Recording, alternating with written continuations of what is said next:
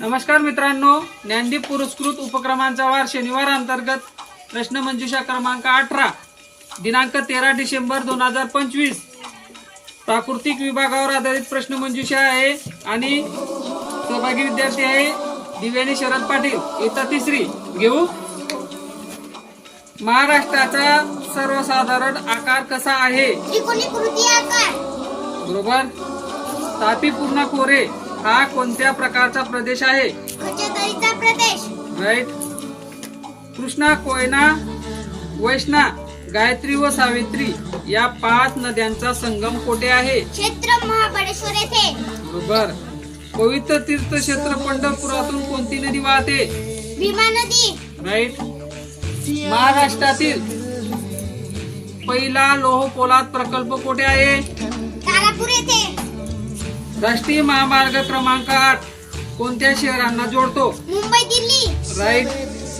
प्रसिद्ध लोणार सरोवर हे सरोवर कोणत्या जिल्ह्यात आहे? बुलढाणा जिल्हा। राईट। ज्या ठिकाणी भूकंपाची निर्मिती होते त्याला काय म्हणतात? भूकंप नाभी। राईट। महाराष्ट्रातील सर्वात जास्त पावसाचे ठिकाण कोणते? अंबोली। राईट। महाराष्ट्राच्या पश्चिम दिशेस उत्तर व दक्षिणेकडे कोणता पर्वत पसरलेला आहे? सह्याद्री पर्वत। राईट। महाराष्ट्र राज्याचे एकूण क्षेत्रफळ किती आहे?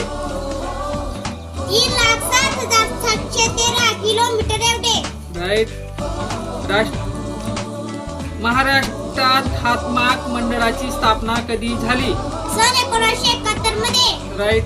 महाराष्ट्रातील पहिला अणुविद्युत प्रकल्प कोठे आहे? तारापूर येथे। राईट। महाराष्ट्र राज्याला एकूण किती लांबीचा समुद्र किनारा आहे? 720 किलोमीटर एवढे। राईट। महाराष्ट्राचे सर्वात जास्त क्षेत्रफळ व्यापलेली नदी कोणती? गोदावरी नदी। राईट। मांजरा पठार कोणत्या भागात आहे? मराठवाडा भागात। राईट। माथेरान हा प्रसिद्ध घाटमाता कोठे आहे? नेरळ येथे। मुंबईच्या उत्तरेस कोणती खाडी आहे? वसई खाडी। राईट। विदर्भात चंद्रपूर व गडचिरोली जिल्ह्यात कोणत्या प्रकारचा खडक आढळतो?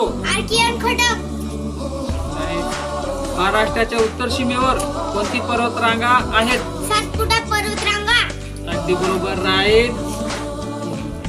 बघा मित्रांनो, विद्यार्थी आमचे छोटे छोटे आहेत पण प्रश्नमंजुषा म्हटली की ते मोठ्या आनंदाने सहभाग घेतात व सर्वच्या सर्व दिलेले प्रश्नांची